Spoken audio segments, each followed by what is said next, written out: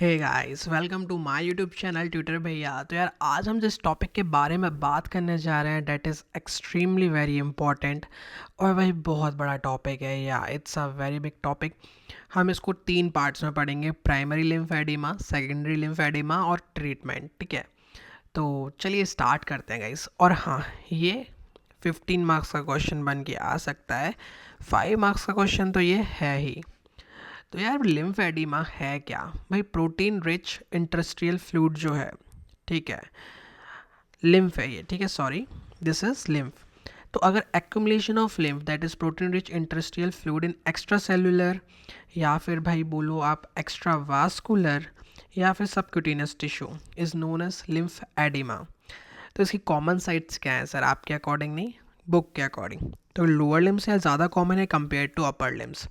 Scrotum में याद रखना एलिफेंटियासिस होता है, you know right, elephantiasis of penis. ये 4 चीज़ें हैं जो हमको कॉमन साइट होती हैं लिम्फेडिमा की। कमिंग टू प्राइमरी लिम्फेडिमा जो कि हमारा है कॉन्जेनाइटल, ठीक है। तो यार इंट्रोडक्शन की बात करेंगे तो हमको बस ये पता होना चाहिए क्या क्या इसमें बेसिक है। तो इंसिडेंसेस का भाई 1 in 6000 पीपल में होता है ये। लिम्फेडिमा जो है यहाँ पर सिर्फ और सिर्फ एपिफेशियल प्लेन में रहता है। दूसरी बात करें, they are due to inherited abnormality of lymphatic system. तो ये इनहेरिटेड है, कंजेनाइटल है ना, तो इतना कोई प्रॉब्लम तो आ नहीं रहा होगा इस लाइन को समझने में। A few cases which occur later in life may be due to unnoticed factor। तो वो अननोटिस फैक्टर क्या है सर? जैसे कि रिपीटेड बैक्टीरियल या फिर फंगल इन्फेक्शंस, ट्रॉमा। फिर भाई होता क्या है कॉन्जेनाइटल में सर, मैकेनिज्म क्या है? तो होता क्या है ना, यहाँ पे हमारा जो वेनो आर्टीरियल रिफ्लेक्स होता है एक, वो लॉस हो जाता है। ये है क्या वेनो आर्टीरियल रिफ्लेक्स सर, क्या काम करता है? ये भाई प्रोटेक्ट करता है लोअर लिम्ब कैपिलरीज को from excessive hydrostatic forces in the erect posture. जो कि हमारा जो वीनो आर्टीरियल रिफ्लेक्स है ये ओल्ड एज में धीरे धीरे जाके एडवांसिंग एज में ख़राब हो जाता है। तो जो ये प्रोटेक्शन वाली चीज़ है ना, ये नहीं हो पाती।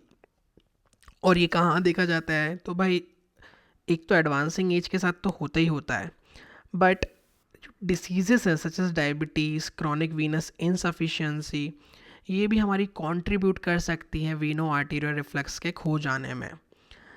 नेक्स्ट बात करते हैं कॉजेज़ ऑफ प्राइमरी लिम्फेडिमा।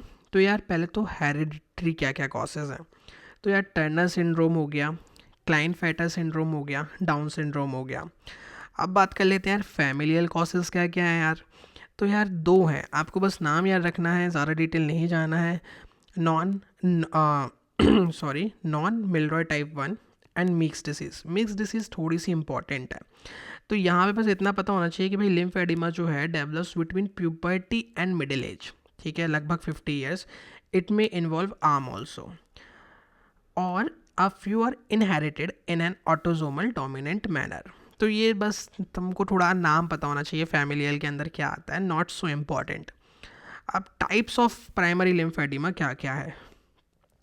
तो पहला जो टाइप है हमारा दैट इज़ लिम्फेटिक एप्लासिया। इसमें क्या हो रहा है कि हमारे नंबर जो है of lymphatic channels end nodes वो ग्रॉसली रिड्यूस हो जाते हैं।